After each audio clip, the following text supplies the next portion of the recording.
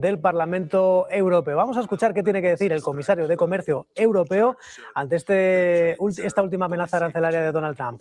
Of the European Union. So indeed, there is a lot of things to discuss because international trade continues to lie at the epicenter of Europe's competitiveness and ability to act on geopolitical stage. Our world-leading network of free trade agreements, our work to open new markets, and our support for fair and rules-based trade all help us defend European interests in this challenging world. Today's global trade landscape is fast-moving, and I would like to use this opportunity to provide a brief overview of where we stand on various files from my point of view. First, as you just suggested, dear Chair, as regards the United States, our #1 trading partner, we always knew our relationship would require careful management.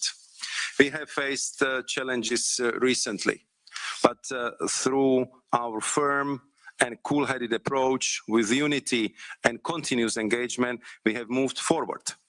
The deal concluded in July last year and the joint statement have restored to a great extent much needed certainty and stability.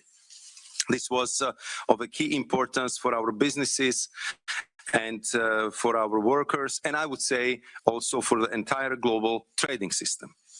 Last Friday, the US Supreme Court ruled that the president cannot impose tariffs under the International Emergency Economic Powers Act, IEPA. In response, President Trump enacted temporary import surcharge of 10% on top of existing most favored nation duties until 24th of July, while maintaining exemptions on important sectors like aircraft, pharmaceutical, and energy products. 232 tariffs on cars, steel, and aluminium, trucks, lumber remain unaffected. Since the ruling, I have been in constant touch with my counterparts, and they both reassured me they stand by the deal with the European Union.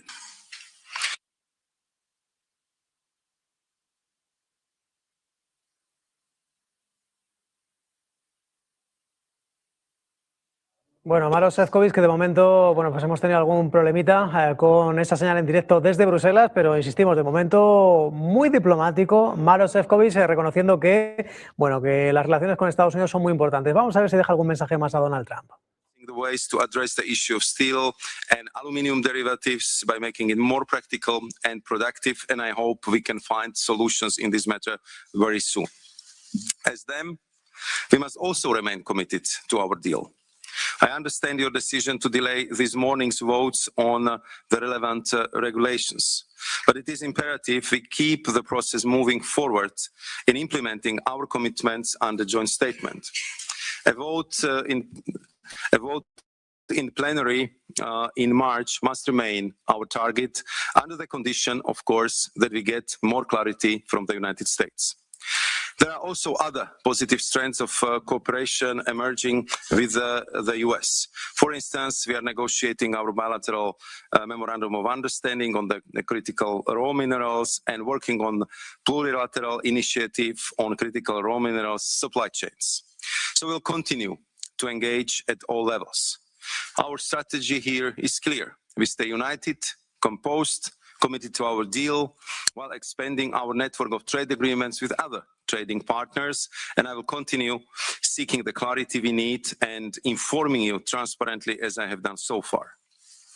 Turning to China, where we are seeing an acceleration and strengthening of trends of concerns to us. First, China's ever-growing dominance in key sectors, including those at the higher end of the value chain. China's manufacturing output reportedly already matches that of the EU and US combined, with a global share of 30% and growing.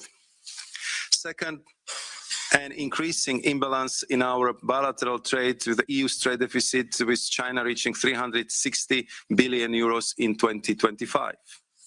Third, the decreasing market share of EU companies in China, with their exports and investments in third countries being displaced by their Chinese competitors. Fourth, China's ability to use our dependencies in strategic sectors as evidenced by the imposition of export controls in the critical raw materials sector by Beijing in the recent years. And our response continues to be threefold. We continue to engage with the Chinese side, and here too I'm in constant touch with my counterpart, Minister Wang Wentao. We are currently discussing prospects for high-level engagement this year, while keeping in mind that any such engagement should be results-driven. Furthermore, we should look into more effective and efficient autonomous trade and industrial action where merited as per the economic security strategy. Lastly, we must accelerate diversification through new free trade agreements and deeper partnerships and like-minded partners. We need these countries to effectively break off our dependencies on China and open new trade and investment possibilities for our companies, and I will come to this point a little bit later on. The economic security strategy, which we published in December, reflects a paradigm shift, moving to a more proactive and targeted use of our toolbox. It also outlines the urgency of the EU, its member states, and importantly, industry, to systematically factor in a security premium to reduce vulnerabilities and enhance our overall security. This reinforced approach is designed to ensure that the EU remains competitive and able to secure supply chains in the changing geopolitical landscape. Our work to diversify our trade is another key element of this effort and is yielding much fruit. The deal with Mercosur region will create a unique regional bloc-to-bloc free trade area of over 700 million people. The required protections were built into the deal with the passing of the bilateral safeguard regulation offering assurances to the farmers. I think Parliament's decision to refer the deal to Falta nada, poco más de 2 minutos para que comience la sesión en Wall Street. Muy pendientes de mensajes que dé el comisario de Comercio, Maros Sefcovic, a Donald Trump. De momento primando acuerdos comerciales con la India, con China por parte de Bruselas. Y otro de los focos informativos del día está en la Reserva Federal con uno de los miembros de la Junta de Gobernadores, con Christopher Waller, dejando mensajes sobre el futuro de la Fed, en este caso, independencia política del Banco Central estadounidense. Vamos a escuchar a Christopher Waller. And I've seen this birth of space exploration, the rise of the personal computer, the explosion of the internet, and then smartphones. While all transformative, none match the potential that AI has in changing our lives, and doing so at breathtaking speed. Firms, households, and every government are all trying to incorporate it into the way they function and operate. And I am here to tell you that the Federal Reserve is no different. So given the theme of this conference and the audience makeup, I felt this was a good time to discuss how the Federal Reserve System is using artificial intelligence to build and optimize the systems that support our work, as well as embedding it into our other internal applications. Now, most people associate the Federal Reserve with monetary policy, interest rates, inflation, and the decisions that get made when Fed officials meet 8 times a year. But the bulk of our daily activity is doing operational work, such as payments, financial management, human resources, and providing financial services to the U.S. Treasury. Now, a critical element of this operational work is technology. AI is the latest technology that we are building into our daily work to achieve operational efficiencies. Now, the Fed was designed in 1913 as a system of regional banks, and historically, many technology decisions were made bank by bank. That made sense in an earlier era when each reserve bank effectively operated as a separate organization. But as the Fed's work has become more digital and interconnected, alongside the evolution of the banking system and the broader economy, that approach increasingly creates duplication, inefficiency, and operational risk. When systems are interconnected, decisions made in isolation create coordination problems, especially given the scale and criticality of the systems the Fed operates. Christopher Waller hablando sobre pagos digitales. Y aquí tenemos la señal en directo de Wall Street con Lower East Side, la compañía encargada de dar el toque de campana para que simbolice, para que dé inicio a esta sesión de martes. Vamos a ver qué es lo que nos depara Wall Street en una jornada convulsa de dudas por la IA.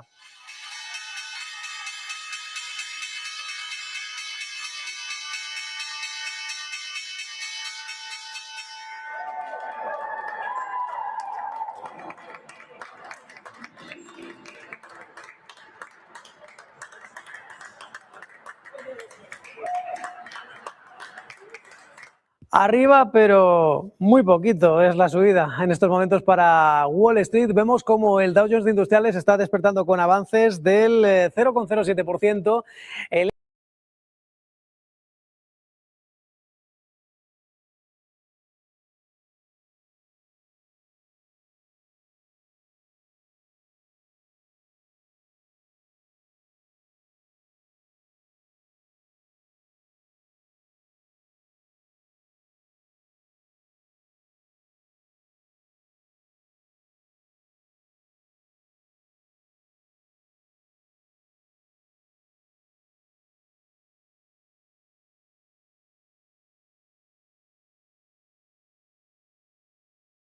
It may delay parliamentary scrutiny, your scrutiny.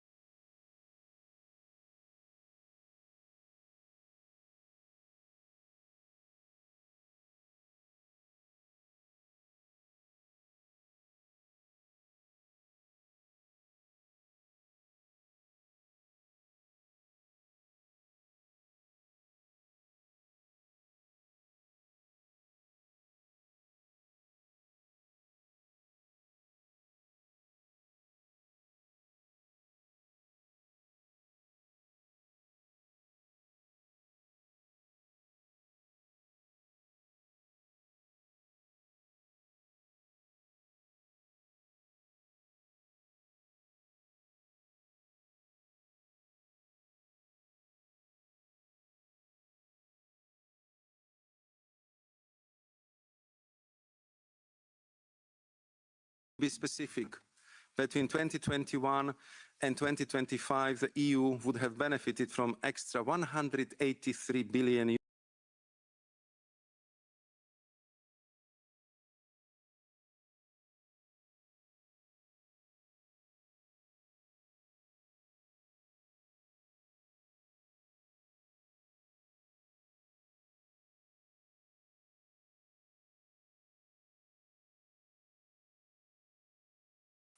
If you allow me to continue on the recently agreed FTA with India, which will help us to open up the world's fourth largest economy, traditionally marked by high tariffs and significant non-tariff barriers to the EU.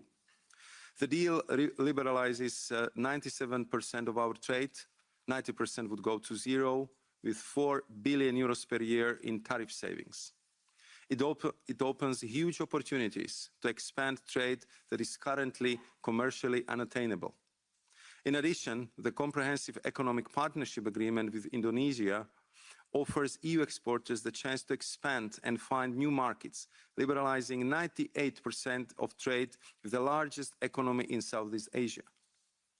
Looking ahead, talks with Australia are ongoing. I hosted my Australian counterpart earlier this month, and Commissioner Hansen joined us to discuss the most sensitive agricultural elements of the proposed deal. We were able to make good overall progress, and further technical work is now underway to bridge the remaining divergences.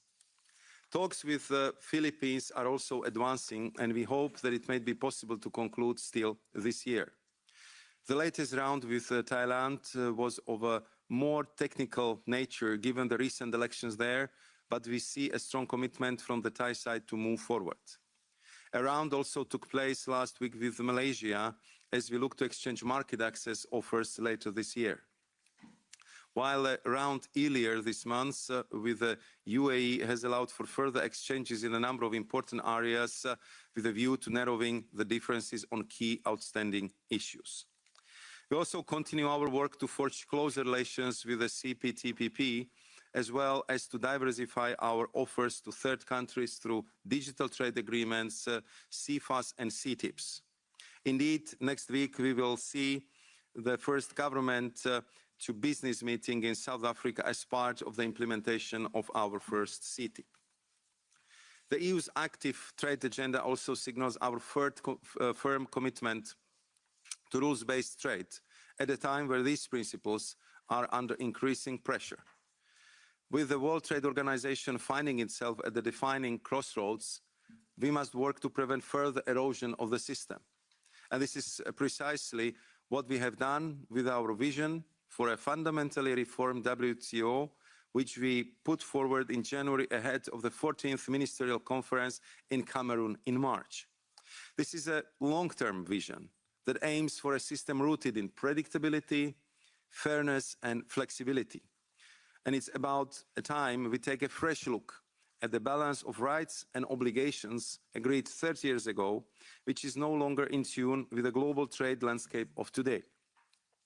We are now in the process of establishing a key grouping of WTO members that wish to push for reform to see how best to move forward. Turning to steel. Our proposal to reduce steel quotas by 47%, to double the out-of-quota duty to 50%, and to strengthen traceability via the introduction of melt and pour requirement are all vital to protecting this strategically and economically important industry. I'm therefore very happy that yesterday I could have attended the first trilogue on the steel measure last night, and Commission remains committed to facilitating a swift and smooth conclusion. If you allow me, I will finish by touching on the two other key pieces of legislation. First, I'm very pleased to see the vote earlier today in this committee in favour of the trilogue outcome of the FDI screening regulation. This is an important step towards further reinforced public order and scrutiny across the EU. And similarly, after protracted negotiations, we should all celebrate the conclusion of the new GSP framework, which underpins our trading relations with 65 countries across the globe. It was vital that we found a way forward to ensure continuity and predictability for these trading partners and for business.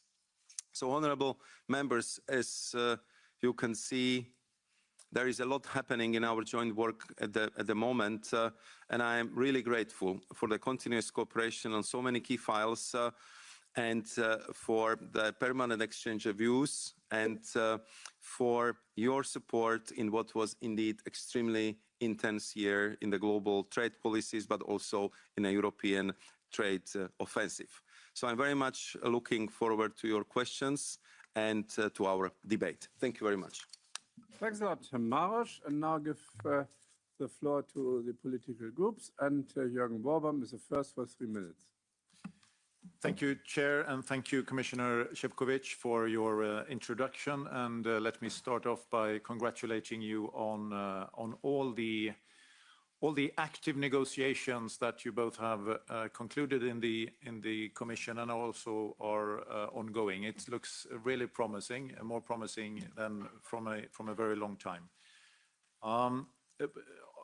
Maybe to say something on the Mercosur agreement, since you mentioned it as well. And I mean, there have been a lot of call for provisional application. EPP, of course, supports this. We know that business organization supports it. There are also other political groups that support it here. We know that the Mercosur countries are moving fast on this issue, and Council have given its clearance. So I can only send a message that I hope that it will be provisionally applied as soon as possible, because, especially as you said, it is very important that we now get all the wins and the benefits and the growth that we need with this agreement. We have fought hard for it during many years of negotiation, and now businesses need it, and it's also needed for good-paying jobs in Europe. I'd like to also take the opportunity to bring up the WTO issue, and not least the most favored nation principle. You had an op-ed in Financial Times earlier this year, And it created some turbulence of what the Commission really means when it comes to the MFN. So maybe I'd like to give you the opportunity to clear out some of the issues and what you're really aiming for here. And then turning to industrial policy, we have heard about the proposed Industry Accelerator Act, which of course clearly is an ambitious effort to reinforce Europe's industrial base. But I must admit to have some concerns regarding elements related to European sourcing, public procurement preferences, and local content requirements here.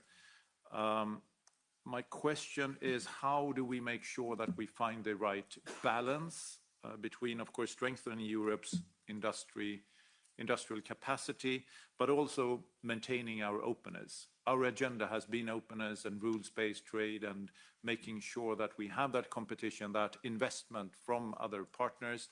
And why should we switch our agenda now? It seems like we are adopting the agenda that some of our trading partners is doing, and I don't think we need to do that. Let's stay on track. Let's stay open for business and for more free trade agreements and more diversification. Thank you. Thanks a lot. Katrin van Bremt. Thank you very much.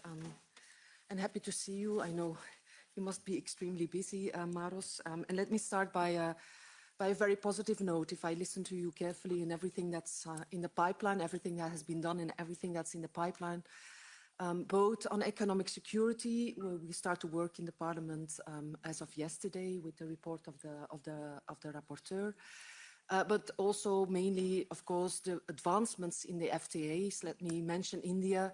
You know, India. It's not. If you look to the trade agreement with India, it's not a top-notch.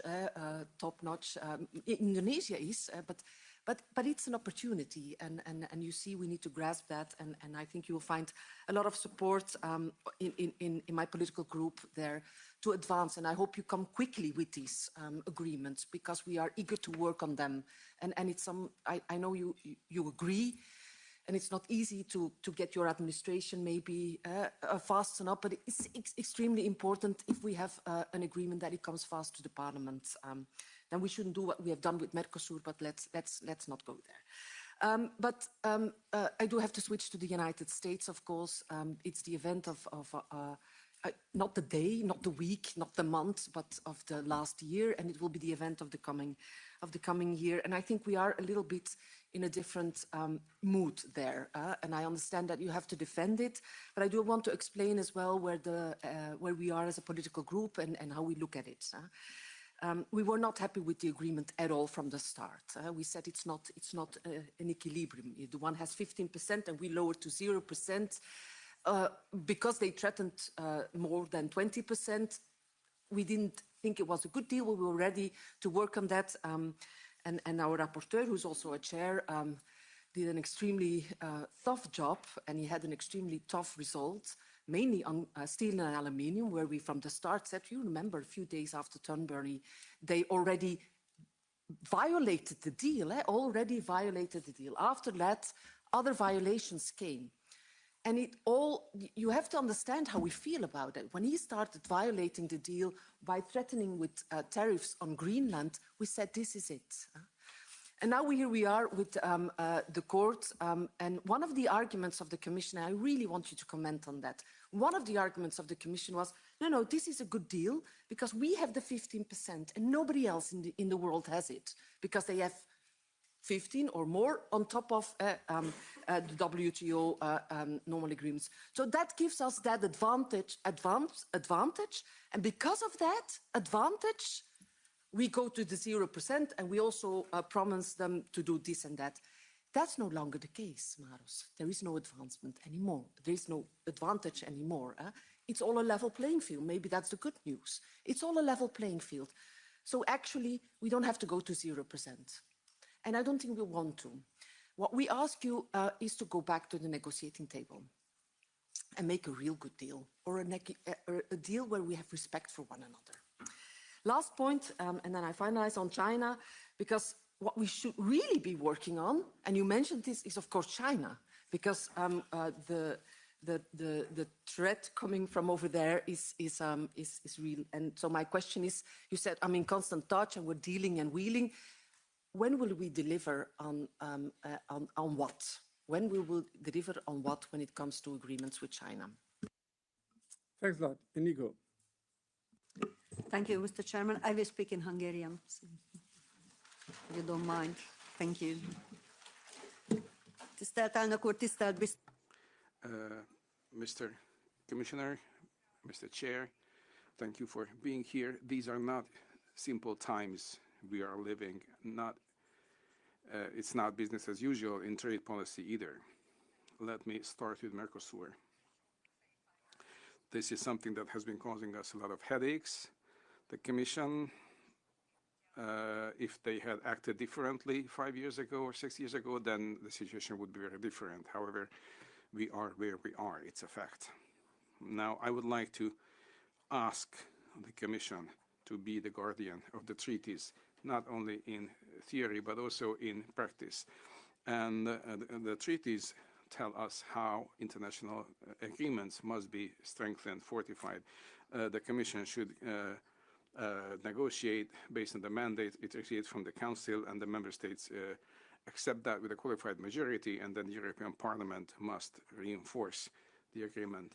And I would like to ask, and with all due respect, that this is something the European Commission should comply with as the guardian of the treaties. And if this European Parliament, with a majority, requests a legal position from the European Court, then the Commission should wait for the result of that procedure. That is the minimum. That in any decent legal community, that's how you should act.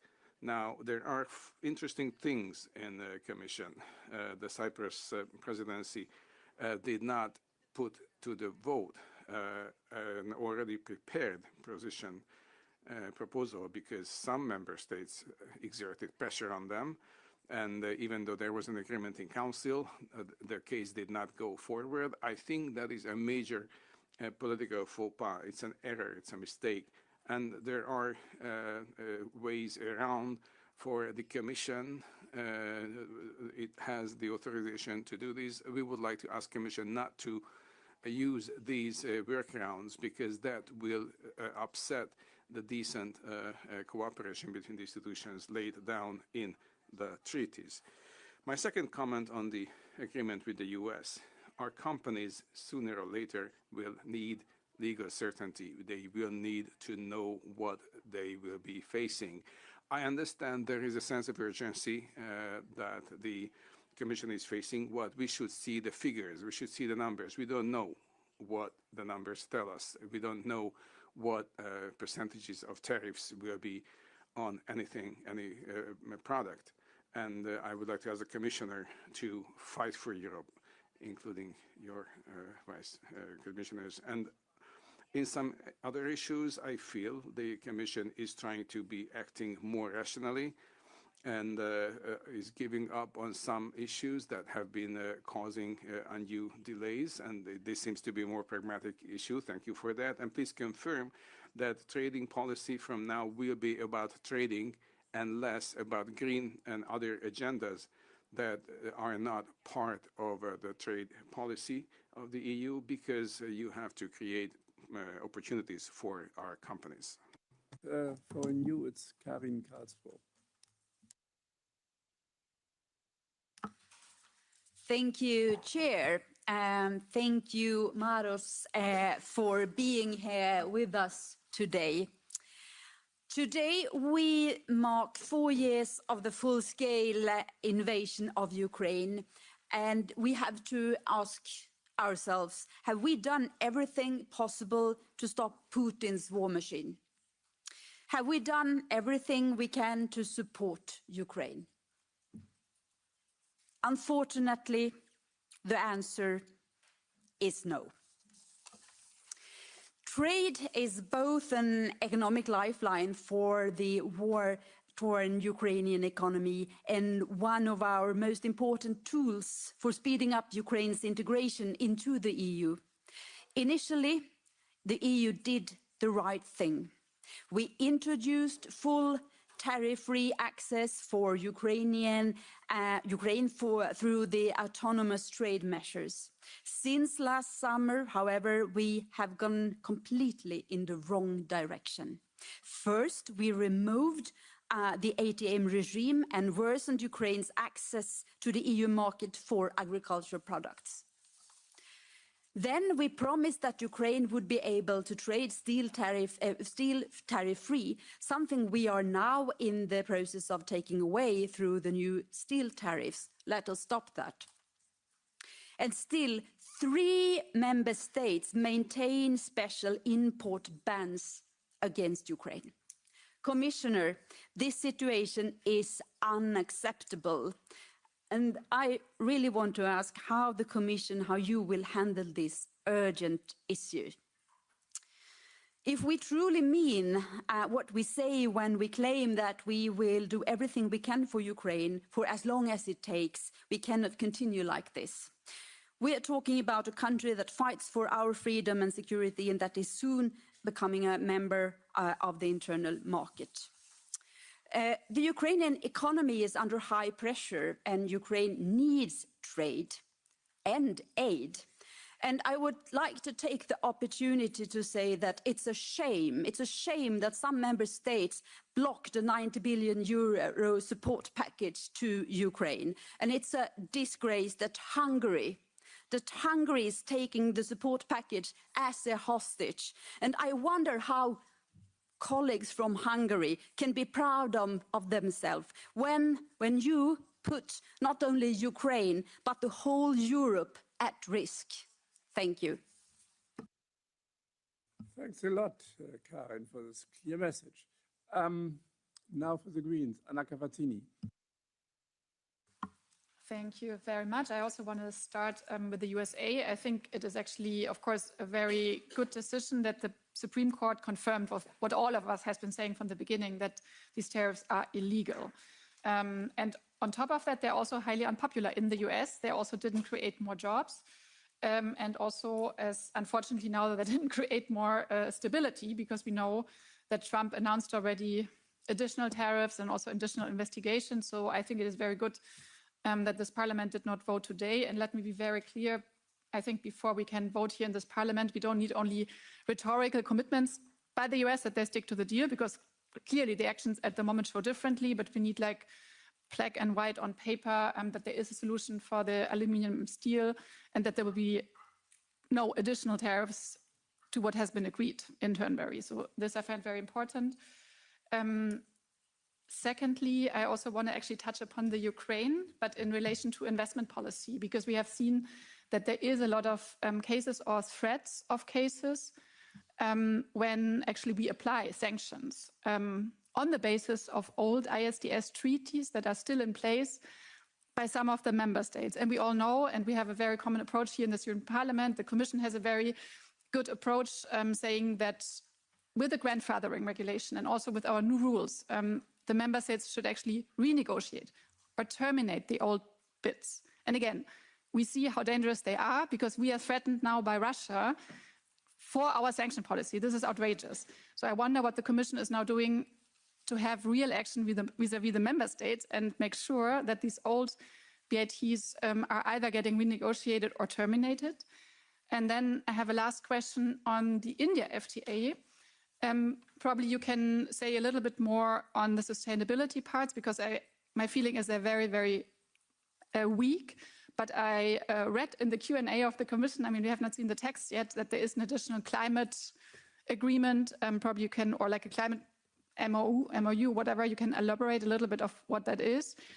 And the last question on India, can you make sure that India will be still possible to produce generics? Because we know it is of utmost importance for any country in the global south, for African countries, to get access to this medicine. Otherwise, we will have a huge health crisis. And this is for me, one of the most important topics. Thanks. Thanks, Manon, for the left. Thanks, Mr. Commissioner. I'm going to speak in French. I don't know how fluent your French is, but feel free to listen to the interpretation. Merci, Monsieur le Commissaire. Thank you, Commissioner, for being with us here today. I'd like to start with a question that is quite simple. And I think I've asked you this question already. So I'd like to have a clear answer. Are you not trying to get rid of the Parliament?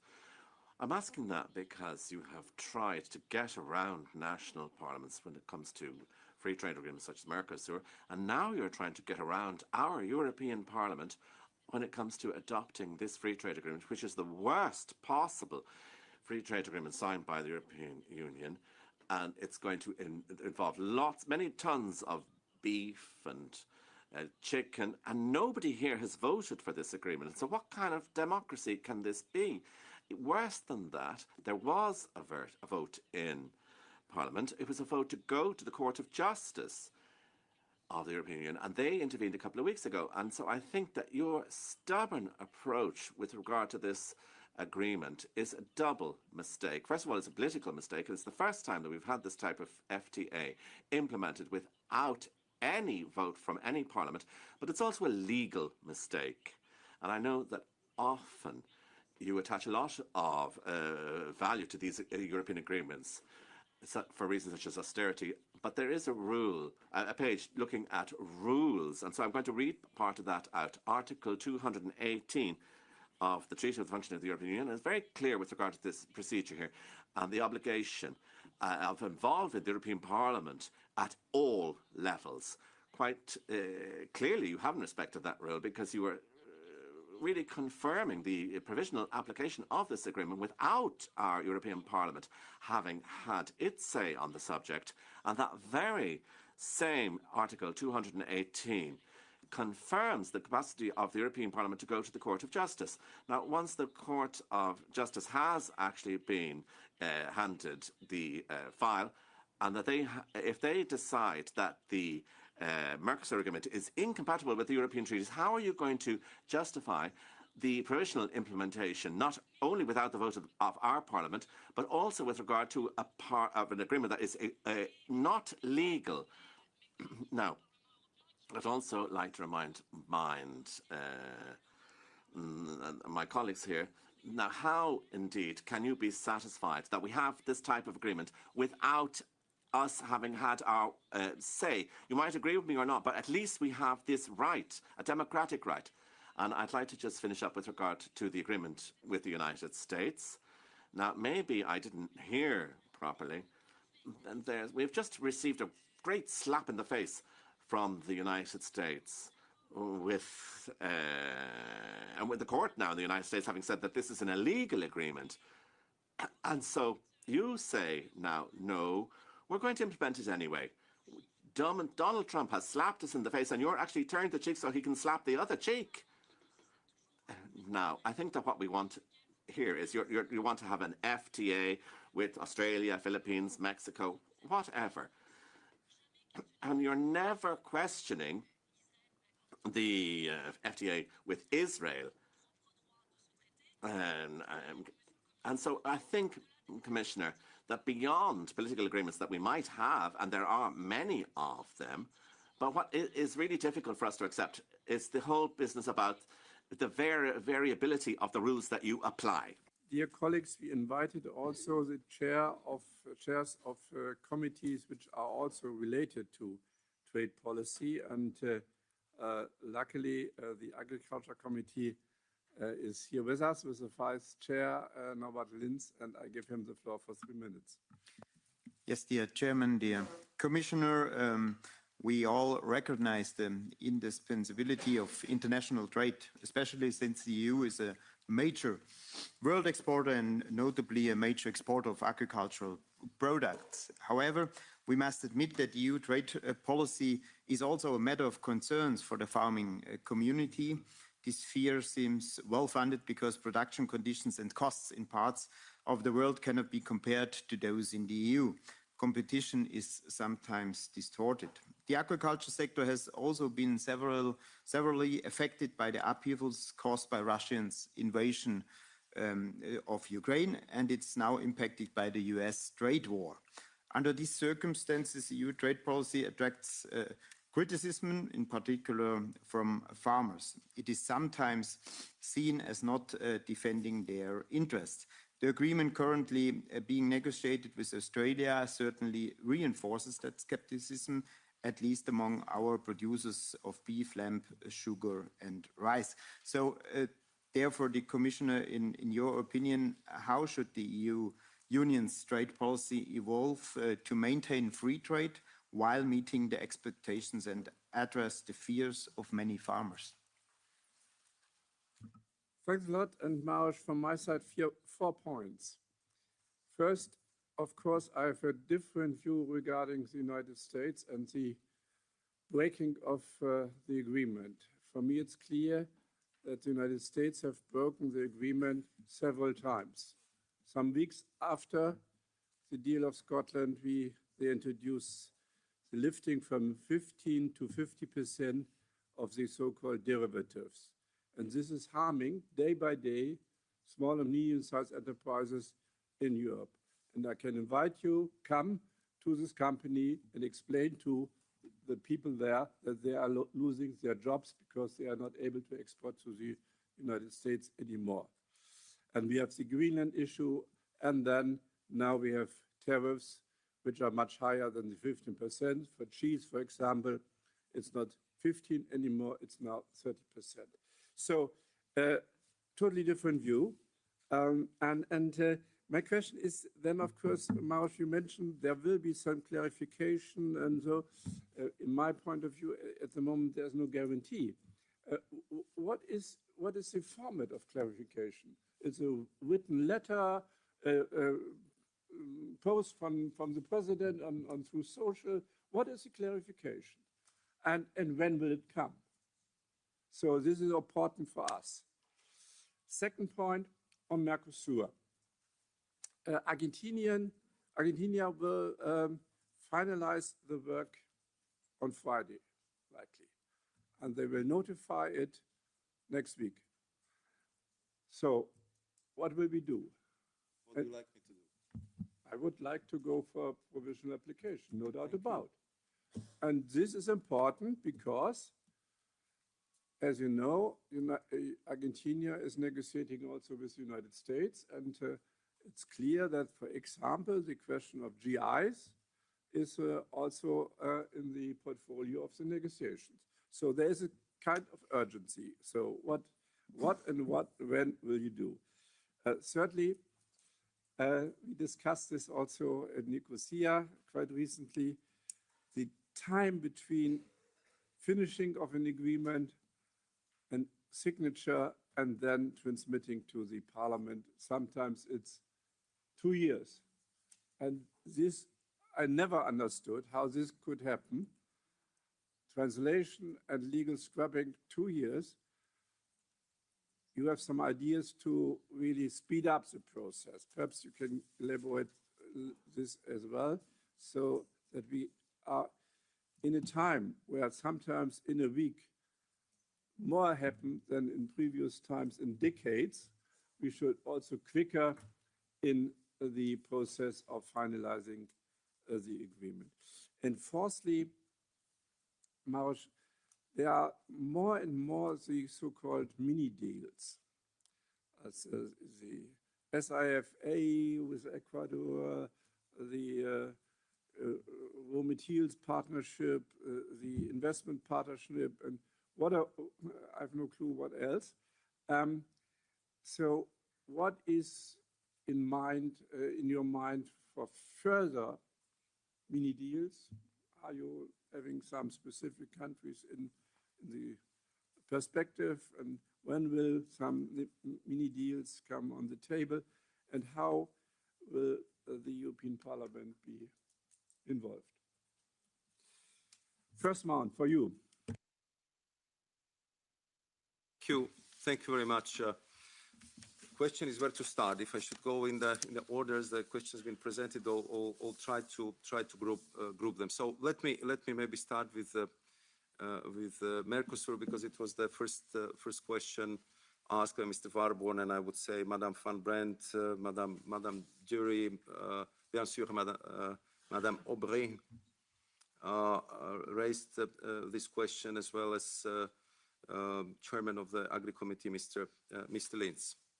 I think that also in my introductory remarks, I was describing how important this deal is for European economies and how much of the very clear economic opportunities we have lost only in 5 years, only in the last 5 years. I'm sure that several of you visited Mercosur countries, and I believe that you would agree with me when I will be describing to you cultural proximity, well, I will be describing to you strong historic ties and also wish of these countries to work as closely as possible with us. On top of it, huge complementarity of our economies, where we see that what we export, they actually need, and because we've been simply not there present enough, they're getting it now from China, slowly reducing our share on the market. And on top of it, they have what we need, critical raw minerals, and of course, the access to the big market. So I think that let's not dwell on the past, but there was a lot of missed opportunities in the past, and we should have done this deal years ago. And we would not lose the 10% of our exports to China as we did, because we didn't have the free trade agreement. So what we are doing right now is that we are actually catching up. But the good thing is that all our projections, if the Mercosur deal is in place, that by 2032, we'll be back in the situation we had 10 years ago. We can get back our share, we can consolidate our investments, we can start completely new chapter in cooperation in the critical raw minerals, and simply open new opportunities. On most of the products where Europe is very strong in exporting, from machinery down to agri-food exports, the tariffs being more than 35%, and they will go to zero. Only on tariffs, our exporters will save 4 billion euros a year. That's a lot of money, especially in these days, not talking about simplification of the trade, not talking about all the guarantees which the investors are getting through this agreement, and not only talking about the fact which I believe it will be very important for our farmers, is protection of our GIs. Mr. Lange, you are absolutely right. The United States do not like our GI system, and of course they are questioning it, and they are talking to our free trade agreement partners and having question about the GI protection. And therefore, I think that we should kind of positively respond to the fact that all Mercosur countries, despite the tough time we really gave them over the last 2 years, stop and go, very tough safeguards. If it comes to agriculture, really very strict quotas, full respect of our food and safety standards. And then, of course, that we thought that we would be able to conclude in December, and we needed a couple of more weeks to do that. So they really demonstrated strong willingness to work with us as a strategic, real partner, and I think that we should clearly respect it. Indeed, Argentina most probably will be the first one to conclude the ratification. Other Mercosur countries are coming next, and therefore we are, of course, reflecting how to proceed. I disagree with some of you who said that we are depriving the European Parliament of the vote. No, it was not us who sent it to the European Court of Justice. You could have voted on this agreement. You decided to send it to the European Court of Justice, which I fully respect. I fully respect. It's your right. But I believe that you will get the answers which you already got in the case of Singapore, because the questions are very similar. So it's kind of delaying tactics which might delay the ratification by the 2 years. And I honestly think that in this case it would be very unfortunate to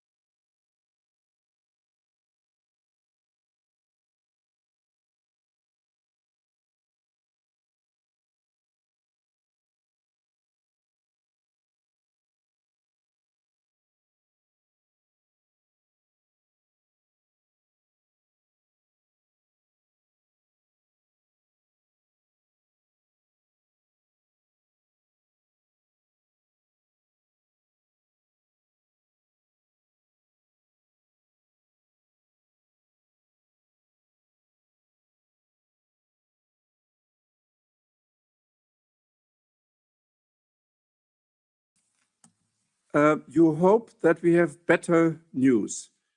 Hope is good, but security is better. And if you can guarantee something, I would really accept it. But at the moment, of course, I'm also an optimistic man, no doubt about it. From the north of Germany. We are all optimistic people because of the storms and the wind and so on. We have to be. But just to have hope is not sufficient. And secondly, you mentioned there need time to figure out how much time. What is the time limit to that? Second, you missed my question. What the next mini deals will be? I have it. Okay, so 2 minutes. Barry is the first. Thank you, Chair. Like you said, last July the Commission secured what was, particularly in comparison with other blocs, a good and balanced deal with the US. And I welcome your acknowledgement today that the US has reassured you it stands by that agreement, and your confirmation too, I would say, that the European Union will not seek to capitalise on the court's decision. It's important. The latest US Supreme Court ruling is noteworthy, but we have to deal in realities. And the reality is, whether we like it or not, this administration is clearly committed to tariffs and to continue to find ways to sustain that system. So what we need now is absolute clarity that the good deal reached in July remains a good deal here in February, both in substance and in spirit. So the message is clear on our side that we stand by our word, as the Chair has said, and this good deal remains a good deal, and the carve-outs remain, and the negotiations around steel and aluminium and spirits will continue, and we expect you to do your duty in relation to those issues. Our exporters, particularly in the agri-food and advanced manufacturing sectors, require predictability. They cannot invest on or trade on the basis of rolling legal improvisation, and a rules-based EU-US partnership must rest on clarity and mutual confidence. So, crucially, in light of your stated intention for the Parliament to vote on the deal next month, and I would agree and propose that we do so, and I acknowledge what you've said in relation to the opportunities that exist for members of the Parliament, for their representatives, who can, during trilogue, may fulfil other thresholds of certainty that they require in order to proceed with the Turnberry Agreement, which, as I said, is a deal that we can stand over, and in comparison to other blocs throughout the world, notwithstanding the improved figures that you referred to in relation to our exports, only signify that, and we move ahead at pace, therefore, as a result of same. Thanks a lot. Nina. Thank you, Chair, and thank you, Commissioner, for joining us today. I appreciate your time and keeping this committee informed and our members. I would like to start off with the UK. Could you give us an update on the progress of the SPS negotiations, specifically on the timelines, whether there's a timeline for concluding, and is there any stumbling blocks appearing? Getting agri-food deal with the UK over the line will be a huge step for cutting red tape for Irish farmers who were most acutely impacted by Brexit. And secondly, a specific issue on EU steel safeguard measures, and it was raised with me last week during my constituency visit to County Meath. A number of companies who rely on specific, unique, pre-coated steel coil from South Korea have raised an issue of lack of EU alternatives and the potential knock-on impact this has for Ireland's infrastructure delivery and plans there, and if some of the proposals around the quotas and tariffs are implemented, knowing already demand for the product is already above the quota. For me, this is a clear competitive issue, so can you outline whether exemptions will be considered where specific steel products are not available within the EU market? Thank you. Thanks a lot. Julio. Thank you very much, Chairman, and Commissioner, thank you very much for this dialogue, which reflects indeed the tons of volatility that we have now in the world of trade. European trade offensive, you said, and I support very much such kind of an offensive. And since it is global, I would like to take you to the part of the world that you didn't touch responding to questions, namely ASEAN. And I would be very curious to know what is happening with Indonesia, documents, when we get them, are they coming soon?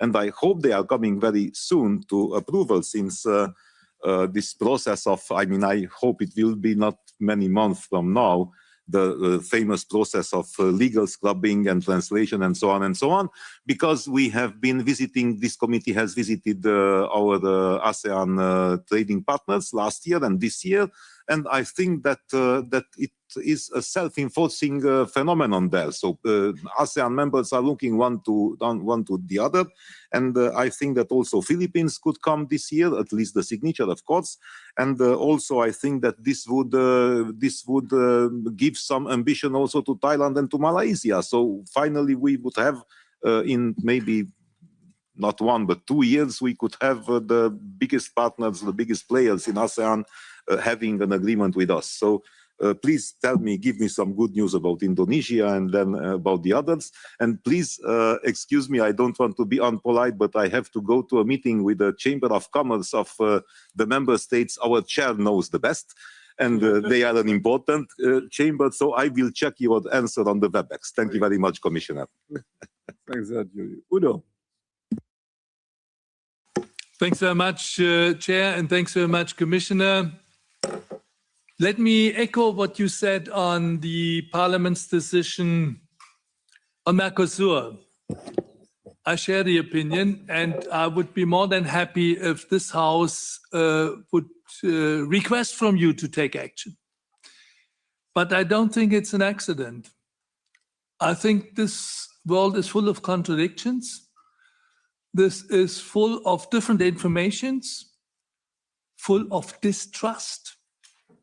And sometimes happen things like that, and they can happen again.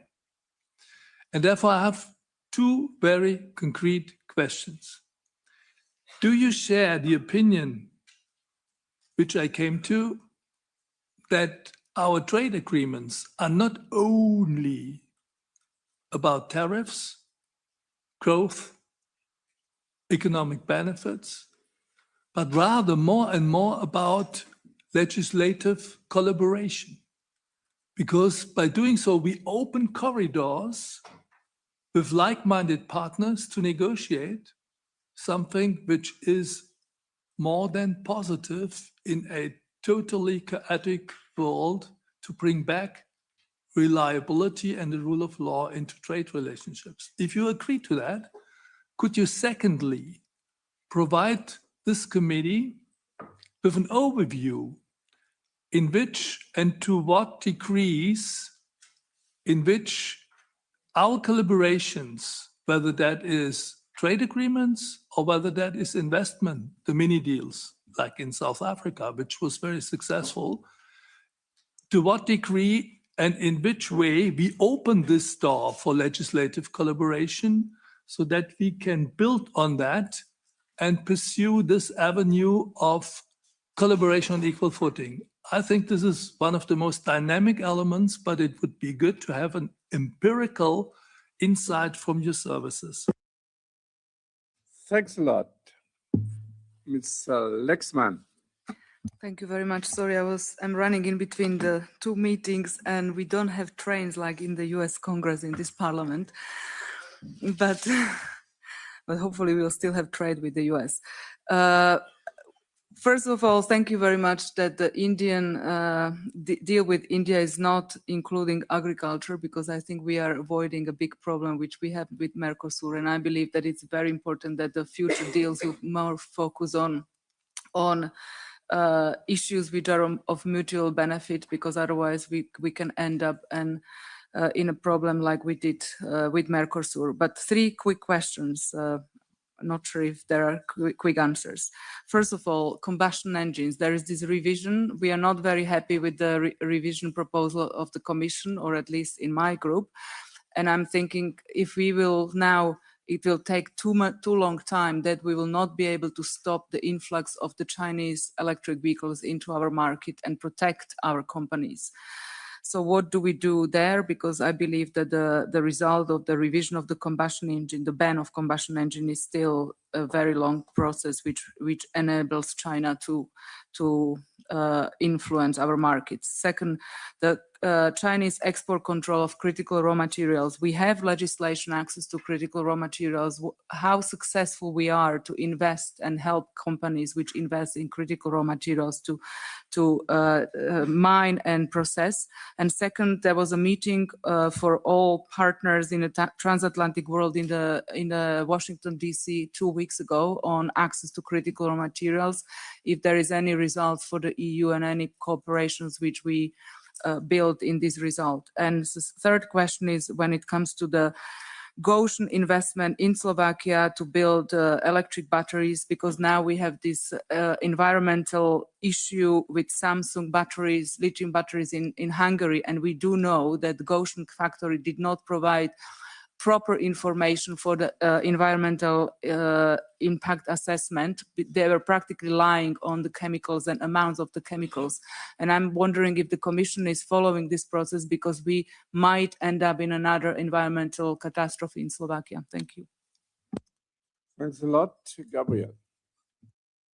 Thank you, Chair. In Spanish, I'm very brief. Gracias, comisario. Thank you, Commissioner. I fully share your comments on Mercosur and the importance of it.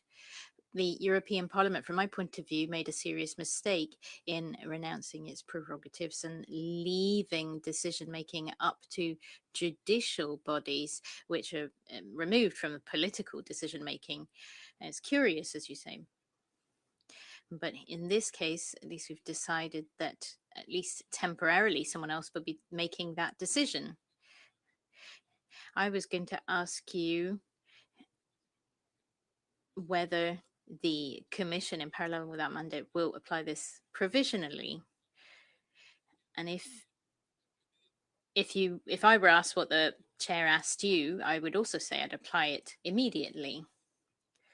But I would also say we would apply it when the Mercosur states are prepared for it. My question then would be, if we're going to wait to apply provisional measures until everyone is prepared and has notified their ratification instruments, or would it be possible to apply it gradually, given that some member states are much further along than others? Thank you. Wow. Vielen Dank, Vorsitzender Lange. Thank you, Commissioner Sefcovic. Wow. Deeply impressed.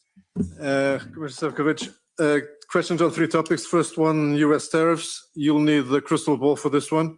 What do you think President Trump will do next? This is my attempt to try to provide President Lange with a clarity and assurance that he needs. Because one thing is sure, he will not remain with the solution that he has now, because what the Supreme Court outlawed last week was the tariffs imposed through IEEPA. The other ones don't allow them the discrimination that he needs. The Section 122 measures are across the board. The biggest beneficiaries of the change at the moment are Brazil and China, which are 2 of the countries he wants to hurt the most. So he'll do something else. So what do you think he'll do? Because your answer may provide part of the clarity and the simplification that President Lange needs. Second issue, Industrial Accelerator Act. We had a quick exchange of opinions on this in the last plenary, you may remember. This act, we already know we're going to have a lot of political tensions between groups and even within groups, between countries. But it's the classical dilemma between protectionism and free trade. And you know, your own DG Trade will not see eye to eye with DG Growth, for instance. And the issue will be, what is really strategic for Europe? What deserves to be protected? Where do you draw the line? And even if it's a very difficult political question, the answer is technical, I'm sorry to say. Which are the sectors that technically we cannot live without, or which are the sectors that we can be blackmailed with by our former partners, enemies, I don't know, who can force us to do something that we didn't like it happened last year, because we were too dependent on certain things. Where are we going to draw the line? What is the political process? Third topic, Mercosur, not on just a provisional application. I urge you, the Commission, to do that. Mr. Lomberg was very, very clear about that. I second his words. I'm going to do something. It's a pity Madame Aubry is not here yet, because her outburst forces me to have my own outburst. Because provisional application, I'm not going to discuss the deal itself, but the provisional application, those who are against the provisional application, the only arguments they use are formal or legalistic arguments. It's the treaties, it's the role of parliament, it's the procedures. Fine, that is of great importance to us. We are guardians of that. But those that are for the provisional application of this agreement are talking about the economic benefits, cultural affinities, geopolitical necessities, things that matter to the people outside and their day-to-day lives. And that is why some people outside look at this parliament and ask, what's the parliament for? Can it be overridden? Can it be ignored? Perhaps it can if all it worries about is legalistic and formal things which do not care for the people. I still remember the time when the left cared about the real well-being of the people and not just formalistic or legalistic arguments. I think that, Nico, you want to come in again? Yes, thank you, because Madame Karsbo was really very harsh and very seriously attacking my country, Hungary, and including Hungarian MEP. So I have to answer and clarify just the facts, Karin, just the facts. So how the story started in January, the Druzhba pipeline was injured by the Russians and repaired. So oil supplies delivery could have started, but Ukraine is not doing it. And let me quote that for Ukraine, it is not optional. They have legal obligation to supply. I'm quoting the EU-Ukraine Association Agreement. It's Article 276, paragraph 1, subparagraph B1. Each party shall ensure the transmission system operators take the necessary measures to expeditiously restore the normal operation of such transit or transport which has been accidentally interrupted, reduced, or stopped. There is a clear legal obligation. But we are pleading the Commission for weeks now to mediate and to ask Ukraine to fulfill its international obligations. So you forget how the entire story started. And the Commission is not doing it. That's our problem. Somehow we had to react because the consequences in Hungary would be extremely difficult. Soaring energy prices even more. Risking, not Europe, as you were saying, risking our own people. So somehow we had to react to this injustice, into this illegal action by Ukraine. So please do not forget how the story started. Thank you. Jürgen. Thank you. Since we are marking the very unfortunate 4-year anniversary of Russia's illegal and full-scale invasion of Ukraine, I'd like to bring back the topic on the steel file, since you also mentioned you had trialogues yesterday on this one. Less than a year ago, the Parliament adopted a position, or together with the other EU institution, giving Ukraine preferential treatment for the steel. That was something that should be valid up until 2028. But with the steel file, the proposal from the Commission is to take that back. And this is what we also have voted for in the committee. And I think it is a bit unfortunate, and I'm just raising this because I think in the trialogue, it will be important for all institutions that are now negotiating to take into consideration that we did not have a plenary mandate when this went to trialogue. It was only in committee level. And I think there are quite a number of MEPs that think this is problematic. First, we gave Ukraine a preferential treatment so that we can support them in the war against Russia. And now, less than a year ago, we are taking that back. I think that is problematic from a moral basis, and I hope that this can be changed in the trialogues so that when we vote it in the plenary, there will be a very strong support for the steel measures. Thank you. Thanks a lot. Anna. Dziękuję, panie przewodniczący. Thank you, Mr. Chairman. Thank you, Commissioner, for all the information provided. I would like to ask 3 questions. The first on the Mercosur deal. I would like, Mr. Commissioner, to explain us one thing. When one Mercosur member states, let's say Argentina, ratifies this deal on Friday and notifies the EU about it, then the decision of the European Council of the 9th of January is going to be published in the official journal of the EU. When can we expect that this agreement will provisionally enter into force? Is the vacatio legis a deadline of 2 months? Does it apply? The second question is about Australia. When do you intend to finalize the agreement, and what are the quotas, in particular on beef and sugar? And my third question is on Ukraine.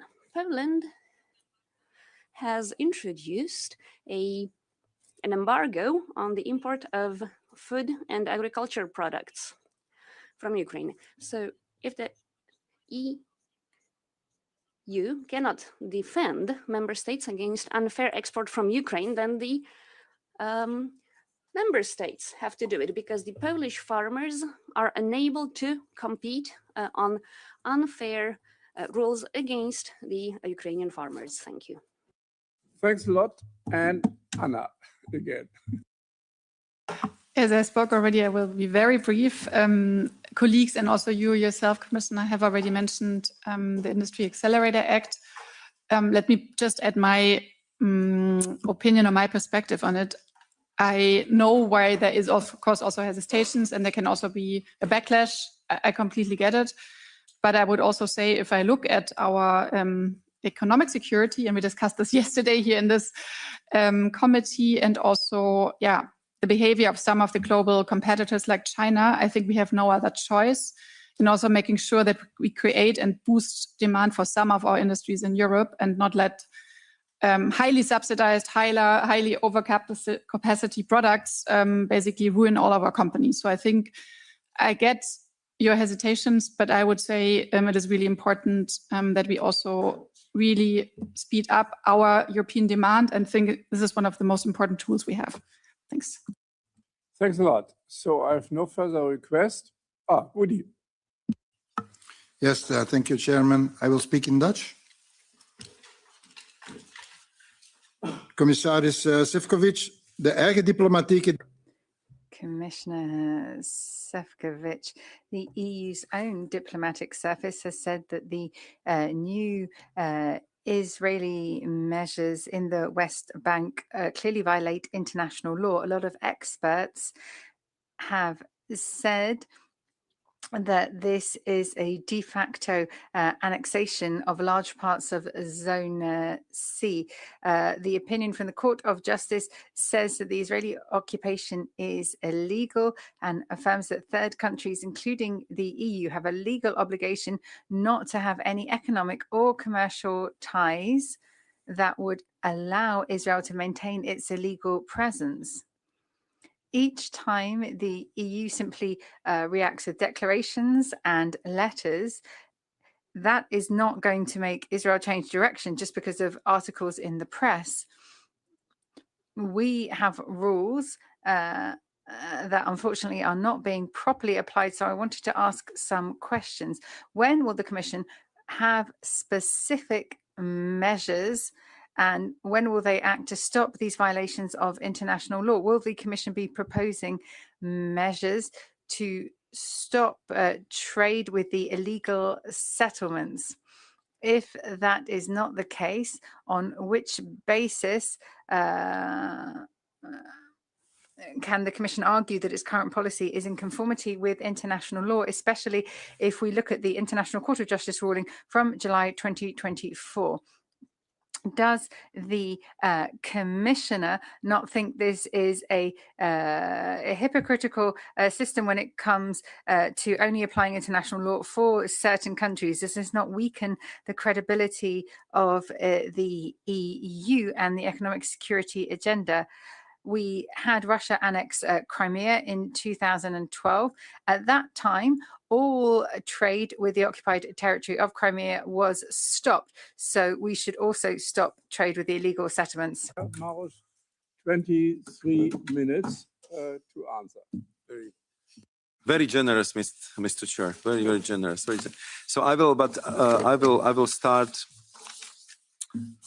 with the answer which I forgot to provide you with in the previous round concerning mini deals. First, what was the reason and what was the purpose? I mean, we've been discussing in the first part of our discussion that to negotiate a free trade agreement is enormous effort, and it takes sometimes a very long time. And I think we have agreements which, like Mercosur, we negotiated more than 10 years. I think we started with GCC countries 32 years ago. So it's not something what is happening overnight. And in this, I would say, new dynamic world, we've been looking for what could be new products on the DG trade or the Commission shelves to address some of the elements which we would like to target more specifically and avoid the heavy procedure of the free trade agreement, which has to follow the templates, which has to have numerous chapters. And if you look at the printed free trade agreement, I have one in my office, the simplest one with the New Zealand, and it's a bulk like this. So therefore, I think that what we intend to do with this CEFA and CTIP agreements is to kind of be much faster on the ground and to offer the better possibilities for structured cooperations with the country, and it was very much welcome. I was negotiating the CTIP agreement with South Africa. There are much thinner documents. They're very much focused on the concrete areas of cooperation, and we, of course, always like to bring it, if possible, down to the level of the projects. So that was, I think, the purpose of concrete CTIP. And I know that, for example, Vietnam, despite the fact that we already have the free trade agreement with them, they're also interested in CTIP because it has a specific nature for the project support. If it comes to CEFA, this is sustainability in investment facilitation agreements. I think we started with Africa. I think Angola was the first one, if I recall correctly. Now we recently concluded the negotiations with Ecuador, and when I had the Ecuadorian foreign and trade ministers in my office, they very much appreciated that we decided to go in this way, because they knew that also from the point of view of administrative capacity and complexity of the negotiations, this is much easier for them to reconnect. What we would like to do next is that if it comes to CEFAs, there is a strong interest from Egypt to have an agreement of that sort. So we are kind of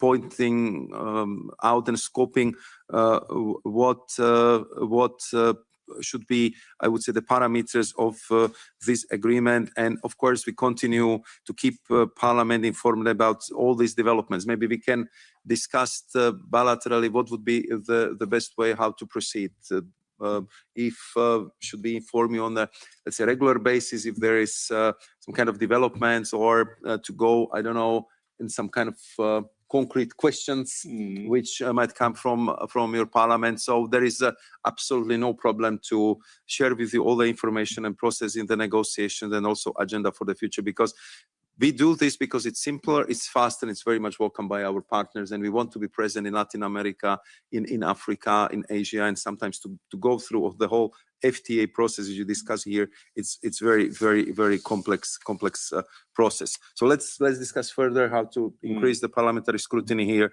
We're absolutely fine with that. Then I think that there have been questions from Mr. Mato and Madam Brilka on Mercosur and the legal possibilities of provisional applications. I very much appreciate also this debate, because it already gives me the sense where lie the majorities, what are the opinions in the European Parliament. And I'm of course gathering the same I would say intentions and from the Council. So legally, what is possible is that indeed we can provisionally apply the Mercosur agreement from the first ratification with Argentina, which would be like happening probably already this week or next week. But in that case, what we would need to do, the European Union and Mercosur countries, would be to finalize the technical regulations and adaptations to this provisional application only to one country of Mercosur. And until we would be done with that, I think that other Mercosur countries will also ratify. So these are, I would say, the questions we are currently looking at, because we want to see what is the timeline in ratification processes in the Mercosur country, and what would be the most efficient and fair way how to proceed. But we are looking at that. But as I said, we still need to complete the political assessment and deliberations how to proceed in that regard. That, I think, I got the question on Australia. I am just looking where it was coming from, but nevertheless, the most important, I would say, is the question. So on Australia, this is, I would say, again, country with whom we cannot be more aligned from the perspective of respect for the values, geopolitics, and complementarity of our economies, language proximity, and you name it. And also, I would say, this mutual feeling that we need to do much more together, particularly in this very difficult geopolitical time. So I was very happy that after the meetings which we had in Melbourne, in Australia, where I have to say that it was New Zealand and Australia who invited us as partners to the CPTPP. It was under the Australian presidency where they proposed it to the partners. I'm talking about 12 countries of CPTPP, and they've been extremely helpful in making this happen and creating this partnership which EU and CPTPP countries represent today. We are talking about 30% of the global GDP and 40% of the global trade. So if this group works together, it has a huge impact on WTO processes, on how the trading is done, how the global supply chains are formed. And on top of it, Australians, they have all the critical raw minerals we need. They need investments, expertise, cooperation, offtake agreement, and so on and so forth. So it's really a lot to do. Of course, we are fully aware of the sensitivities of agriculture in these regards. Therefore, when my counterpart, Senator and Foreign Trade Minister Don Farrell was here, I believe that we closed on most of the, I would say, industrial parts. But of course, the agriculture part is always very, very sensitive, as we have seen also in this afternoon's discussion. And therefore, we need to continue our discussions and negotiations, and we are talking on technical level. We will again resume with the Minister Farrell, and I hope that we will be able to land this, because I think it would be good news for both Australia and European Union. Then if it comes to the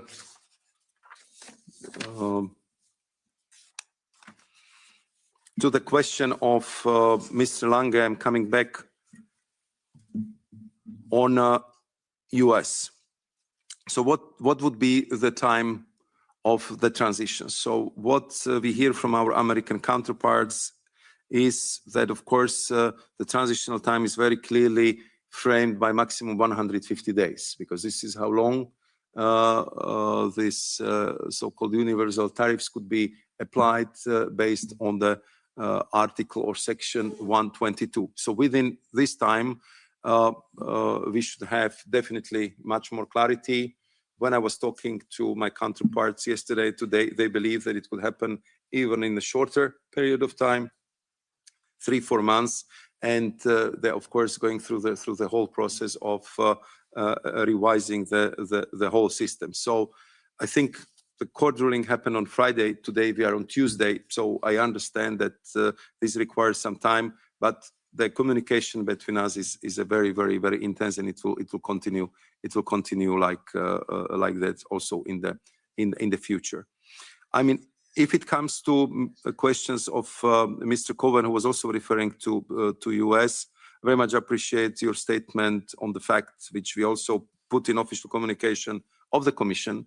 The deal is a deal. That's our firm line in that regard. And to get there, we went through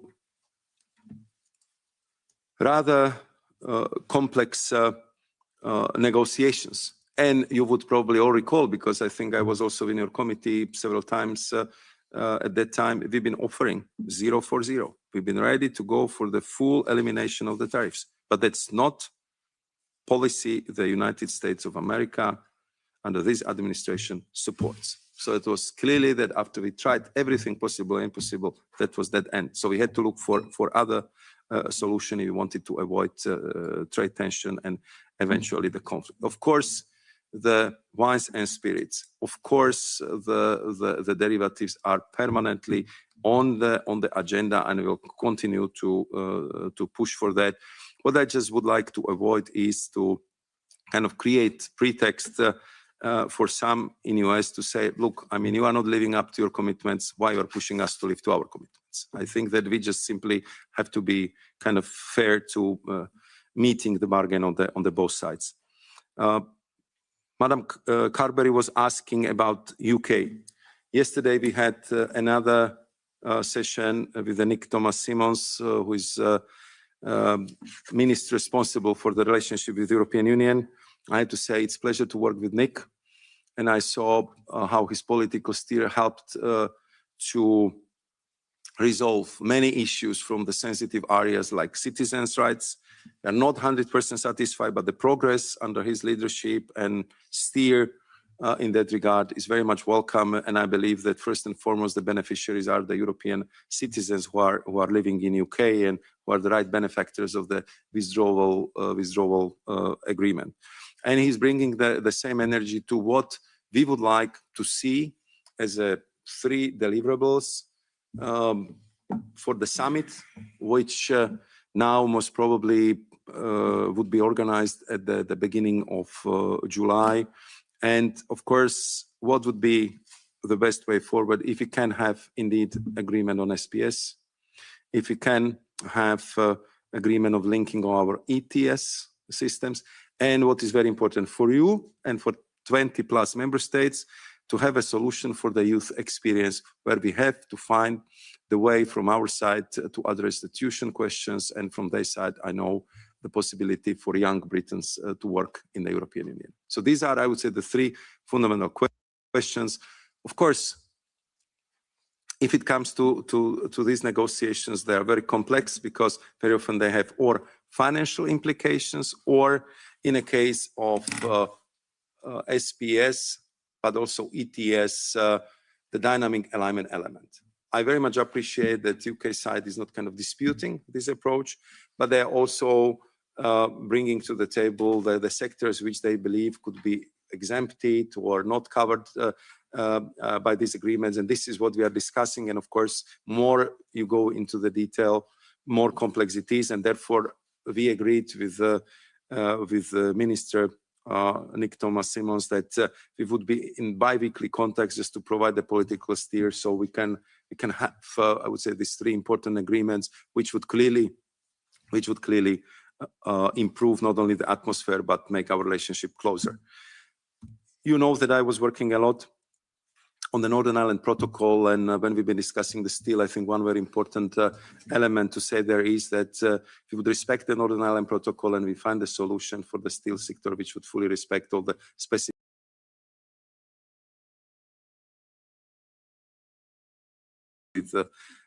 with also our Irish and our British colleagues. Then if it comes to the overall question of the steel, I would say the whole philosophy behind the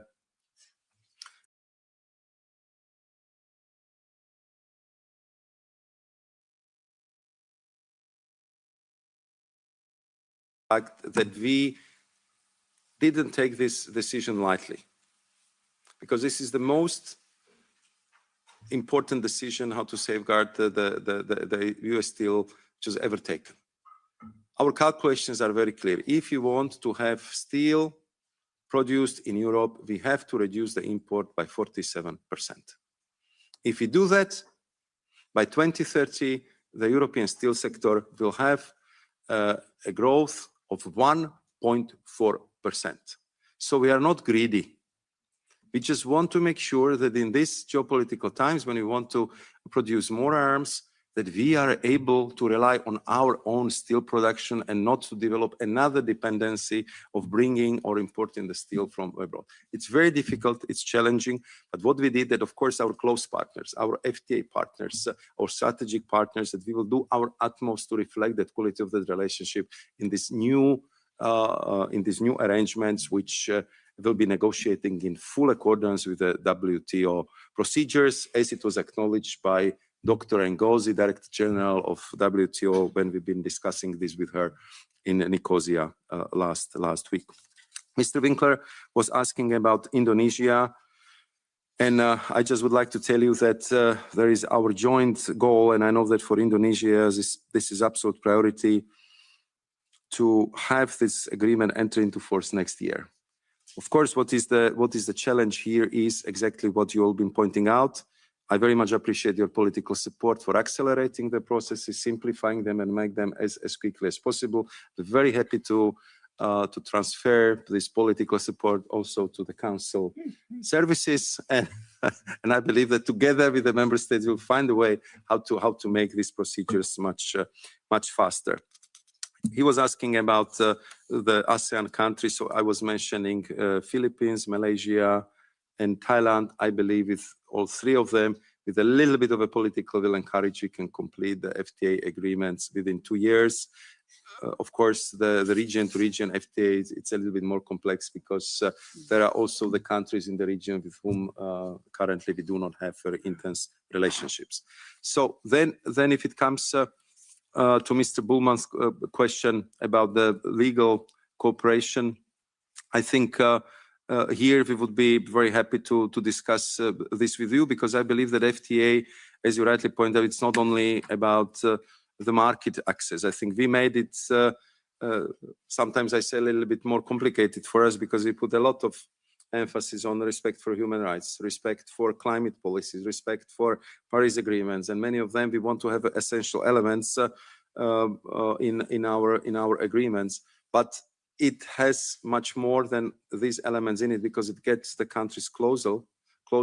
Of course, it forces us to work on common standards, because we have to respect their standards where we export there, and they have to respect our standards. So, of course, this is one of the topics which is always discussed. And I think this is also bringing us closer to each other in all the, let's say, international frames like the WTO. But we'll be very happy to explore what more we can do in that regard. Madam Lexman was asking about India and saying that agriculture is not included. I would disagree a little bit, because the agri-food products are included. We just avoided sensitive commodities and sensitive products. And I think that was the crucial step which was taken at the beginning of the year, because it allowed us to kind of focus on what is essential, and to, let's say, not to create the bad blood on the commodities where we knew that it would be almost impossible to proceed. And in that, everyone is very happy with that solution. On combustion engines, as you know, this belongs to my other colleagues, but what I can tell you is that indeed the exports of Chinese EVs to Europe are growing despite of our countervailing duties. And we are now monitoring very closely the increase of plug-in hybrids, Chinese vehicles, and that's another area which we would need to discuss among ourselves, but also with our Chinese partners. And on the MOUs between EU and US, so there are two tracks which are happening right now. First one, there is a discussion of MOU between EU and US on the cooperation in the field of critical minerals. This is headed by the State Department in US, and My colleague Stefan Sejourne was representing Commission in that discussion. And then there is this plurilateral agreement, which I would describe as a G7 plus.